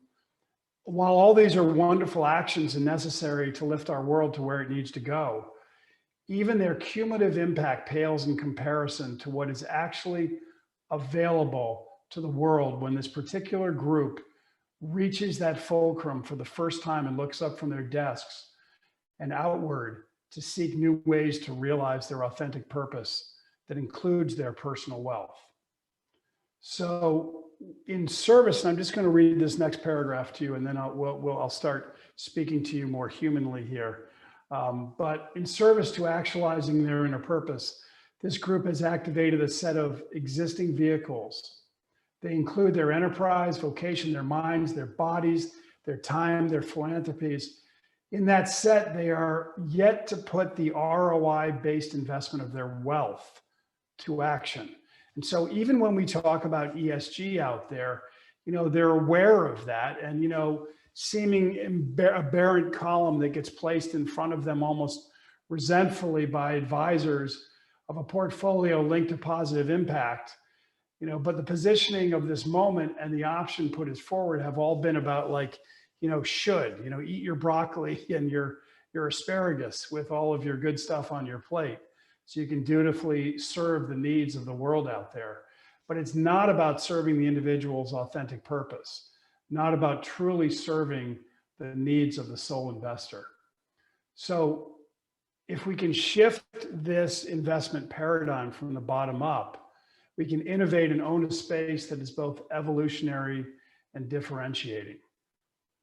And my final thought on this from the financial services space, which has come from the bottom up, which has traditionally been entirely transaction-based. You look at, from what Andy had just shown from the top end, what that has created from the greed and obfuscation and bullying, and way too much testosterone that's come from this part of the industry. It needs a revolution, and every good revolution, like we talked about, really can move from the bottom up the best. And financial advisors can be that fulcrum or that leverage point to change the conversation, to be able to deliver financial services. And a human-centered design has always revolutionized most industries when you think of it. So why not the financial services industry? So those are my thoughts for the bottom up. From the top down, I want to speak for a moment about future capital. So again, something a little bit unorthodox here, but future capital is about creating the two most powerful tools we have as a species, getting them in that same room together to be able to make the shift we need to make for our species today. Way back, which as you can tell with my gray hair here, in college, my nickname was LARF. My name's Lawrence Ford. And it was because I like to get things done fast and efficiently, dubbed by one of my good buddies who's in policy these days. And so when we look at the two most powerful things we possess as a species, the first is our consciousness. And you can use any term you'd like to about that, but it's everything that comes from our thoughts before we manifest it out into the world. And the second is this thing called capital, which is clearly our species' most powerful external tool. And so what we do at Future Capital is we work in the nexus of consciousness and capital, two strange bedfellows that have not been together before. So the work we do is from the top down with policy changes, but we bring in multi-stakeholders from many different perspectives. And so I think I'd like to open it up a little bit more to a little back and forth about either of those two that you have questions on, and just start a conversation a bit with everybody. Thank you very much indeed. You've set the scene so nicely. I really do find the way that you think and the way that you articulate your ideas inspiring. They open up my mind. I hope that others are enjoying your comments as much as I am. Can I kick off with one question, then we'll throw it open to everyone else, if you don't mind, please, Lawrence. The question is, you made a really interesting point. You basically just said that our consciousness and thoughts about our capital are very rarely in the same room together. Why has there been this kind of oil and water relationship, if I can put it that way? The two may never mix. Why is consciousness and purposefulness and enlightenment and vision of a better world, why does that seem to sit so uncomfortably with capital? Is there something fundamental that means these two really are like oil and water? Or is there something about the way people are that have prevented the two coming together? Are they actually like attractive poles of two different magnets that want to be together and there's something holding them apart? Or are they fundamentally repelling each other and we have to make them come together? What is the natural state? Should they be working together, or are they naturally opposing? Do you understand my question? Andy, I not only understand it, but what a brilliant question. And I can see you'll ask the easy questions first, huh? Sorry. So, I'd like to be able to spin off a beautiful answer to you with the exact correct answer, but my honest answer is I don't really know. I have some thoughts around this, which is why, our stakeholders that we bring to the table at Future Capital, the first thing that came to mind for me when the UN came to me and asked me to lead this movement was that if we are going to solve such a problem that asks questions like you, Andy, then we're going to need different perspectives to come to the table to answer those questions. Because as that famous Einstein quote is, no problem is solved by the same consciousness that created it. So at the table, we have, private banking, we have public banking, we have the top of academia, we have indigenous wisdom, we have the arts, and we have the sciences. It is quite a program. So we bring those different perspectives to table. So at risk of sounding like a politician and not answering your question, let me give it a shot. I fundamentally think that our human species, we're not perfect. We're flawed in certain ways.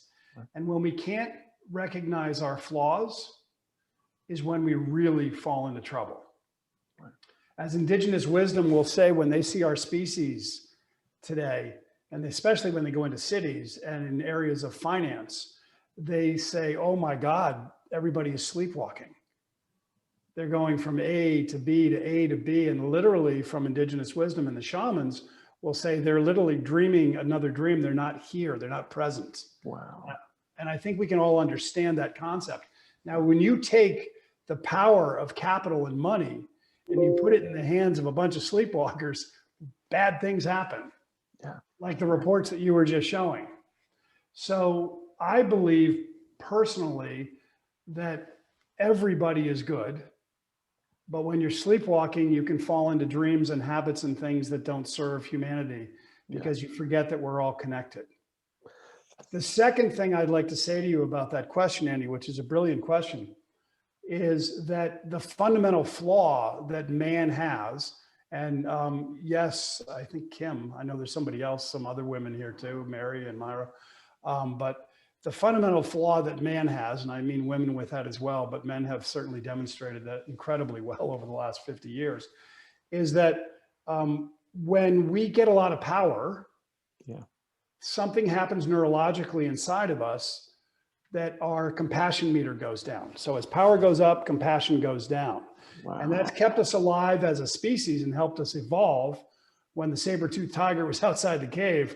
But it clearly, based on your last reports, it's not treating us too well these days. So that's kind of a long-winded answer, but a fabulous question. Lawrence, thank you so much. I'm so glad I'm here tonight. I'm really glad I came because I'm learning so much. It's wonderful.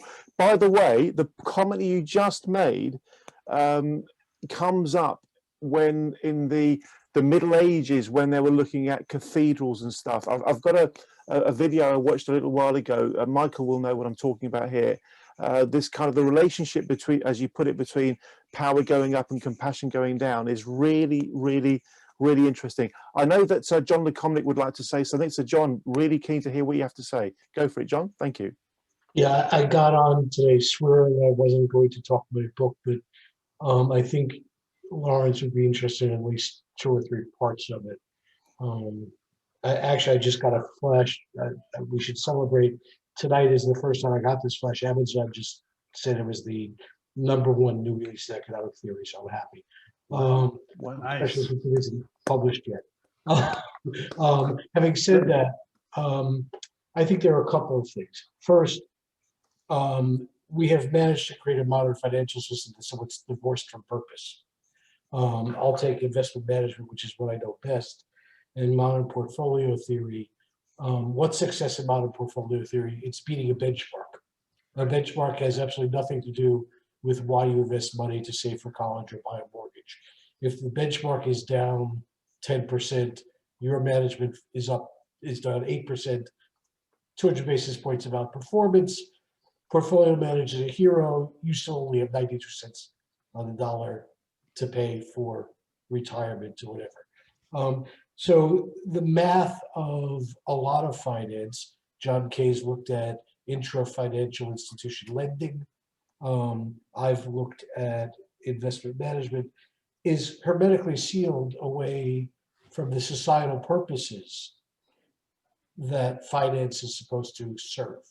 And so it's a self-referential system which rewards being good at a certain thing, but that certain thing is not necessarily related to what the ostensible purposes are, which is creating a risk-adjusted return, not an alpha risk-adjusted return, offsetting liabilities, et cetera. So that's one reason why I think we're sometimes not in the same room. And then just a very specific thing, and I love the fact that you later referred to saber-toothed tigers. I looked at short-termism issues. And there's a biological basis for this. There's been all sorts of studies about what's called temporal discounting. Do I do something now or later? Including magnetic functional MRIs. And you will find that different parts of your brain light up. The limbic, which is an ancient area and associated with emotional intelligence, and the prefrontal cortex, which is a more modern evolutionary area. And what people think is going on is what I wish I have the name of the professor in the book, and I wish I could do it off the top of my head so I can credit him. But a professor called time-shifted rationality, which is because we all hyper discount future cash flows. We all hyper discount the future in an irrational way. But what this professor is saying is maybe it wasn't irrational when we were Neanderthals, where you didn't have contract rights, you didn't have any way to enforce a future. And so you were programmed to be short-termism because the only thing that was sure was what was in your hands or in your belly. And so in effect, we have out-evolved our neurological impulses. So I just throw that out to you as one other aspect. And I apologize, but having, it's sort of, you mentioned Maslow's triangle, I'll use Maslow's hammer for a second. Having spent a year researching all this stuff, maybe it's the only hammer I have, and you've provided a nail. So I apologize if it's not on point, but I thought it was. No, that's great. And before I forget, I know there's maybe some other questions. There's a couple things, if I'll have time after, to search and put in the chat window. One, a report that we just did at Future Capital that represented over 30% of the world's assets. I'll also put in my book as well in case anybody's interested. And then if anything else comes up, I'll pop it in as well. A quick follow-up on that very quickly, John, is that when we look at analyzing from an investment point of view the value or future value of companies, we're introducing the ES&G along the lines of what you're talking about, the environmental, social, and governance. And so as we go into the environmental, social, and governance, the challenge is that, even with our best managers, we can move, the needle maybe a 20% lift, not in true return, but a company can only get about a 20% gain out of good behavior on the ES&G. Everything after that is negative. Because, as my good friend Frank Dixon says, who basically invented system change investing, because after that, it's like if you tell a washing machine to fold your laundry, it's just not going to do it. So these companies are incented to do bad stuff after that 20%. And that's why the stuff needs to change at the top, from the top down. But I saw another question out here, so I'll be quiet for a minute. Thanks, Lauren. This is really so interesting. We'll go to Kim. Kim, I'm sure I know you well enough to know you're really on Lawrence's kind of wavelength. So Kim, really keen to get your thought. Thank you. I actually am very much on your wavelength, and I spent a number of years before now in total rewards and executive compensation M&A work. And it's interesting because, you know, that ESG, at least what we're finding over here in the UK, is that in many cases companies will talk about it, but, you know, incentives drive behaviors. And if they aren't completely linked in a very specific way, they tend to be in programs, but then nothing happens with them. So that link to ESG, what we're finding is that it's not working. And, you know, what summer of 2019, when Business Roundtable went out with their messaging, again, what we're finding and what research has found is that very, very few companies have changed anything, and that the stakeholder capitalism view cannot get the traction that is really needed to make the changes. Yeah, I would agree, Kim. And then, you know, some of the work that we do from portfolio construction and asset management side is what we do is we take the qualitative ooey gooey fuzzy sort of things that are traditionally overlooked by the analysts. Not only just the exclusionary bad behavior penalties, as Andy was outlining earlier, but, you know, some of the more qualitative aspects. And when you put those two together, you can actually create some really neat stuff and get what I call, you know, conscious alpha out there. But it's a constant move in portfolios to get there. And, you know, we saw all of our portfolios this last year significantly outperform benchmarks, which was nice. Now we got a bit of a lift because a lot of them were out of oil. So there was some cheating there. But, you know, even when you discount that, they were outperforming the benchmarks. Great stuff. We're going to go to Steve, then Lawrence will respond to Steve's point, and then Lawrence will just bring his session to a close with some final comments, if you can, please, Lawrence. Thank you. This is such an interesting session. I guess I'm a bit biased, but I'm really enjoying this because I'm learning so much. I hope you guys are enjoying it too. Steve, your point, please, sir. Thank you. Yeah, Lawrence, what is the role of the nation state in your analysis? Now, I'm asking this question because of the following experience. About 8 years ago, the Commodity Futures Trading Commission issued guidance on the cross-border trading of over-the-counter contract swaps. And the pushback from European member states was pretty much uniformly negative. And I went to Brussels and spoke with the head of financial regulatory in financial regulation of the commission at the time, and I said, "There's no regulatory content in any of these comments. Do you see any way to change that?" And the official said, "No, because the member states want to defend their national champions. That is the investment banks that are headquartered in their states." So I mean, I see that as a persistent problem. I'm interested to see how you respond to that. Yeah, Steve, a great question. Again, you know, from my point of view, the reason I remain independent in my life is because I'm a very straightforward shooter. And that gets me into a lot of trouble, and I enjoy it daily. So I think, you know, when we look at whether it's the member states of the UN or whether it's the heads of our government, let's not forget how they got there. And so, you know, the problem is, you know, as Andy was saying earlier, and I hope this speaks, because there's a lot of layers to your question, Steve. So I'm going to do my best shot at this at the end. But as Andy was showing, you know, and referring with those reports, you know, those are just baked in risk metrics on the spreadsheets and the pro formas, because they're just managing towards those risks, while at the same time they have a revolving door with the governments who make those laws.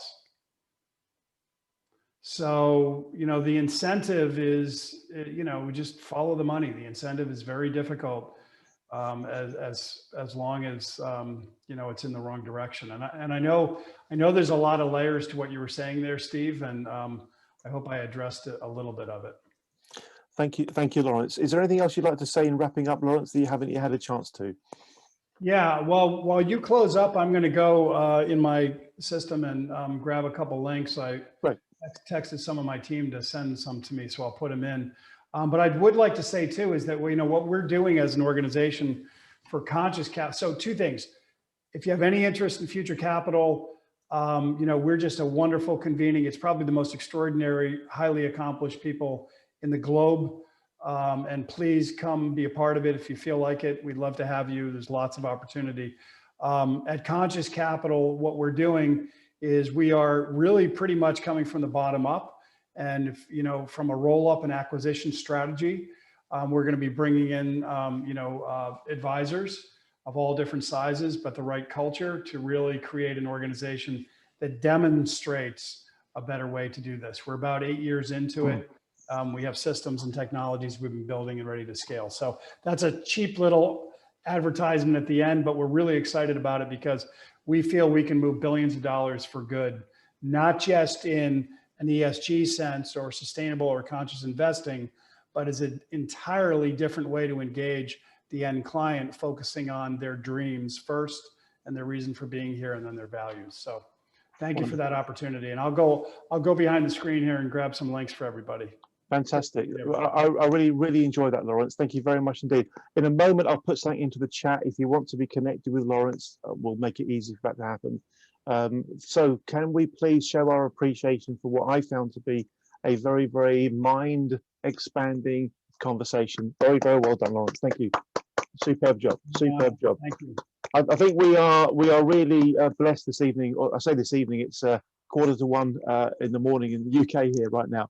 We are really blessed with three such contrasting sessions. We've had Michael talk about complementary currencies. It's obvious Michael's really enthusiastic about that. He's speaking from the heart. It's obvious that Lawrence is speaking from the heart when Lawrence speaks about what he's keen about. And our next speaker, Knut, could not be more enthusiastic for fiduciary standards than anybody possibly could be. We've got to know Knut pretty well over the last few years. Knut, you got 10 minutes to squeeze in your thoughts about what's it going to take to fix financial services in the USA. And I know that you're pretty excited about some recent developments. Please do feel free to share your thoughts. Thank you, Knut. Thank you. Thank you, Andy. Okay, I know I've got 10 minutes, and I know as we hear at our conferences that I'm the only thing that's separating you from your dinner or your cocktail or both. And so I've got a special challenge here. And the special challenge also is, as Andy points out, I feel like I've got Aristotle and Socrates coming before me about these big issues. And what am I going to be focusing on? The rather boring issues of the nuts and bolts of disclosure. I mean, I don't know of a larger contrast that you might imagine, but I think that's what we're looking at. And before I get started, the other point, and I know the clock is running, I just wanted to make a note to Joseph at Better Markets. He didn't say it, but if you could think back about what Ralph Nader did at his height and his influence, that's how I've come to think of Better Markets in terms of their role in Washington. I haven't met Joseph, but I know Dennis and I know Stephen and I know Lev.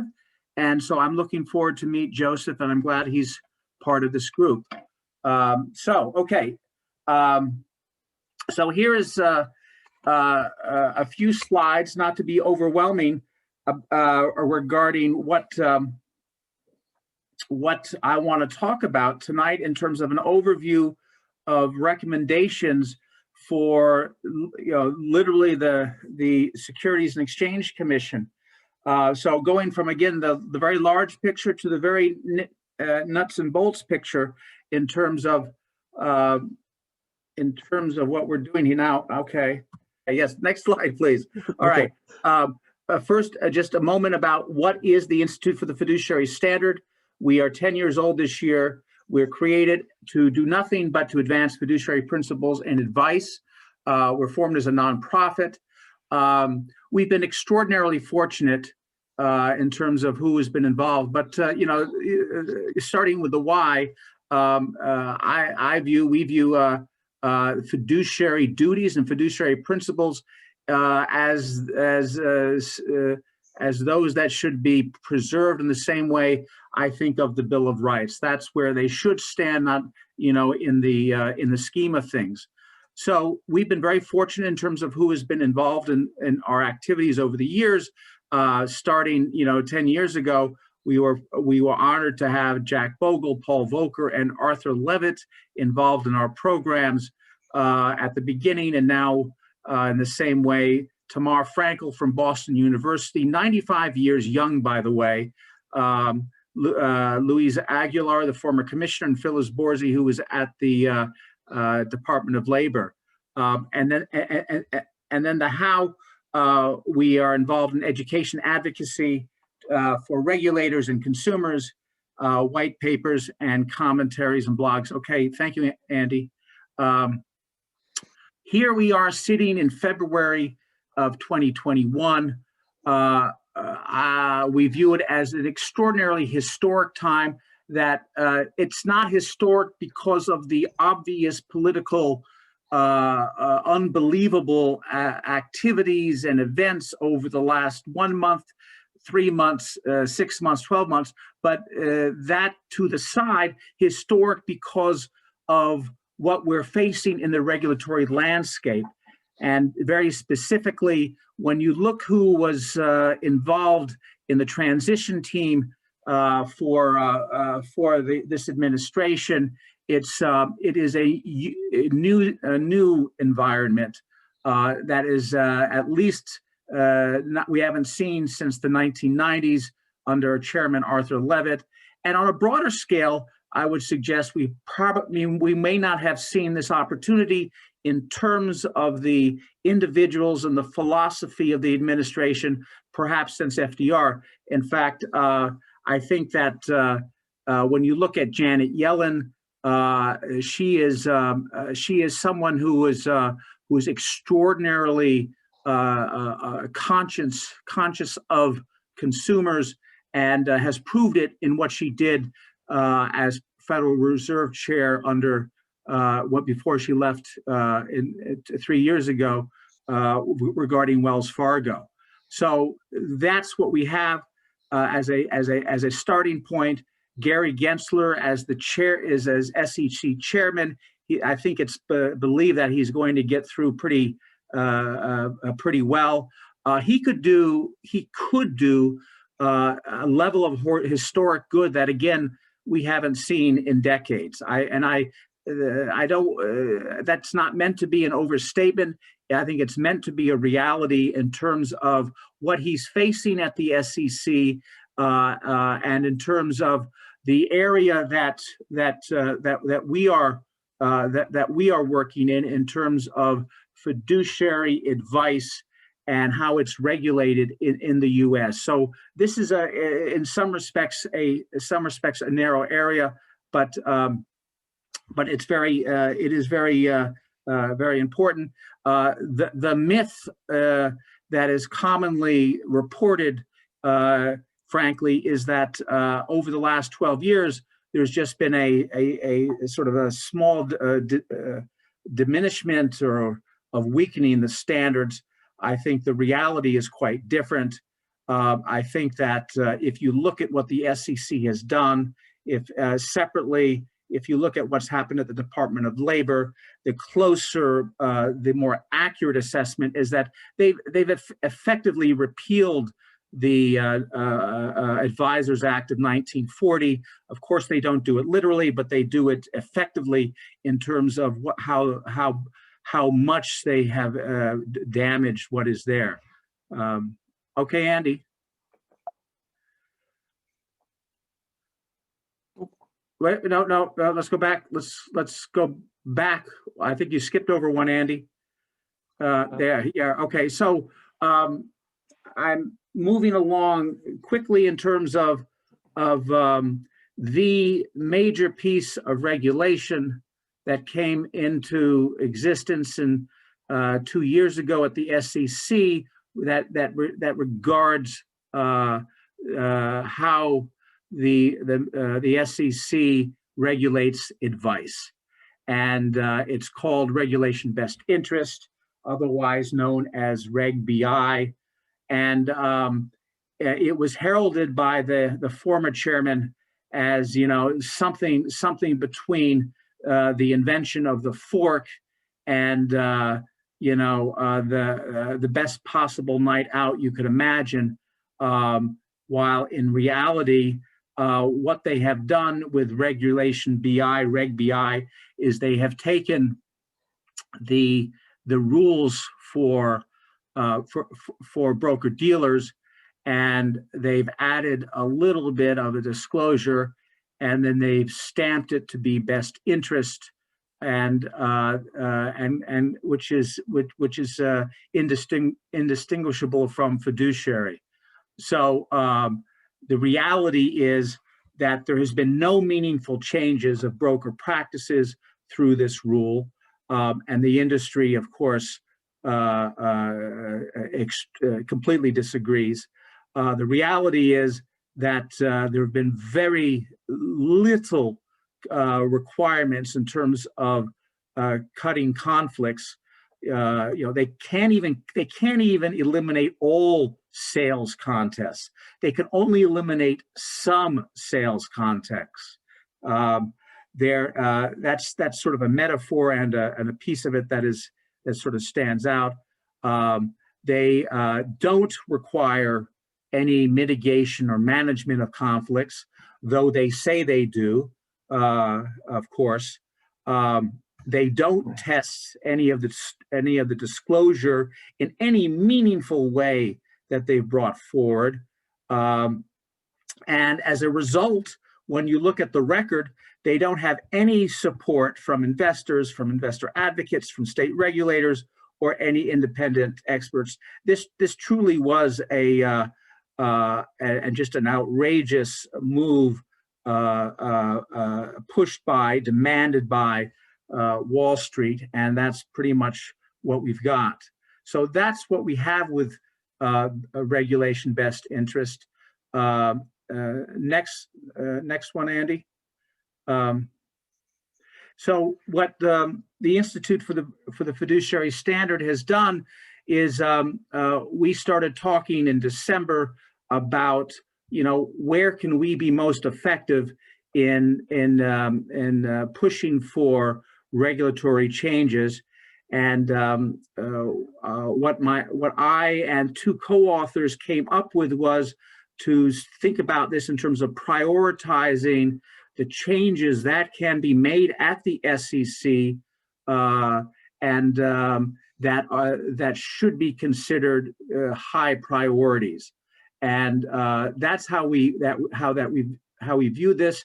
So we came out with a paper 2 weeks ago that was not 50 pages, but we purposely limited it to 5 pages to say, this is what, no, not yet. This is what needs to be done and ought to be considered priorities. And so this is where I think about this presentation compared to the prior presentations, talking about getting into the nitty gritty, in terms of what the SEC could do, and I should pause, assuming that Gary Gensler is chosen to be chairman, and he has 2 very smart and very active Democratic commissioners to give him a 3-2 majority. He really has an opportunity and a level of authority that we haven't seen here again since I think since the 1990s. So when we stand back and we look at all the bad regulation in the rulemaking of 2 years ago that covers almost 1,000 pages, again, our point was to say what should be a priority, and that's based on where can we do the most good, and also what is the most likely to be received positively. So again, the starting point is, you know, what's in a name? Well, I think we know lots in a name. So the first thing we say is rename this rule that is for broker dealers and call it what it really is. and instead of regulation best interest, call it new suitability, and go from there, because that's what it is. And then at the same time, make some strengthening around the edges that we can get by in a amended rulemaking, and that comes down to largely eliminating certain conflicts of interest and providing new guidance. Then at the same time, scrap the disclosure form which they have created. And it really is a piece of work in quote unquote in so many respects. They've created a mandatory form which basically says that there is not any difference whatsoever between broker dealers and investment advisors, period. And never mind the Advisors Act of 1940, never mind the case law, never mind all that has been built up since then. We're just going to scrap it, essentially, and we're going to tell investors that there is no material difference between a broker-dealer and an investment advisor. So we need to start from scratch and deal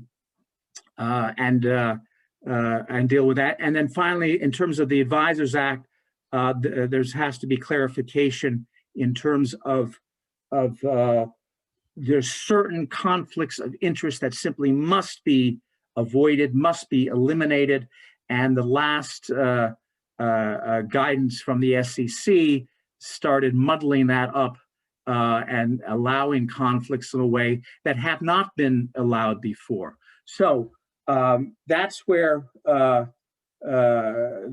we come out in terms of what should the SEC do. What should the SEC do in terms of rulemaking for advice? And again, so I want to be clear in terms of the scope of what we're looking at. But that is what we do as the Institute. So Andy, at this point, I could stop and we could get a conversation going. I added some more slides that could be used if there was additional time. So, yeah, thank you very much indeed. Knut, that was great. You've given us a whistle-stop tour through lots of important regulatory issues. You've set out the landscape. You're optimistic that perhaps there's going to be real progress coming up. In terms of timing, folks, it's we're coming up to the sort of the formal end in just a moment, but I'll keep the channel open if people want to chat and have what we call a just lightly facilitated discussion. But we do have time for perhaps one or two questions or comments in relation to what Knut has said. So would anybody like to wave their hand at me if they would like to say something at this point? We're going to go to Paul Bates first, then to Chris Tobin. Mr. Bates, over to you.